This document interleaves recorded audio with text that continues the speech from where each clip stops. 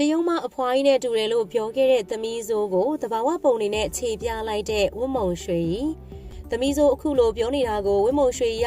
စာအရှိကြီးတွေစောင်းတင်ပြီးတော့ပွဲဆူတာမျိုးမလုပ်ခဲ့ပါဘူးသမီးစိုးပြောတာကိုဂယုမဆိုင်တလို့သာနေပြီးတော့ဝတ်မုံရွှေရဲ့အလားတရားကတဘာဝဆန်ပြီးတော့ဘာမိတ်ကပ်မှမပါတာတောင်လှတယ်ဆိုပြီးတော့ချီးကျူးနေကြတဲ့သူတွေလည်းများပါတယ်အခုလိုမိတ်ကပ်မပါတဲ့ပုံတွေကိုတင်တာကသမီးစိုးရဲ့စကားကိုခြေပလိုက်တာလို့လည်းယူဆနေကြတာဖြစ်ပါတယ်။မအကောင့်မှာပုံလေးတွေတင်လာပေးခဲ့ပါတယ်။အဲဒီပုံတွေက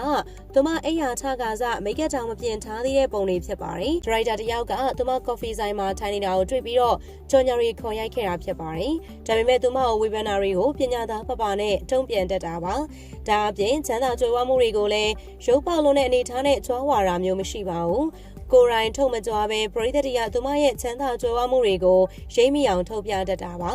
မိတ်ကမပြင်ထားပဲနဲ့ဝတ်မုံရွှေရလူအများရှိရဲ့ဈေးတဲ့ကိုမနှက်စာသွားစားခဲ့တာပါသူမအနေနဲ့အခုလိုပုံတွေကိုရည်ရွယ်ချက်ရှိရှိကိုတင်လာခဲ့တာဖြစ်ပါတယ်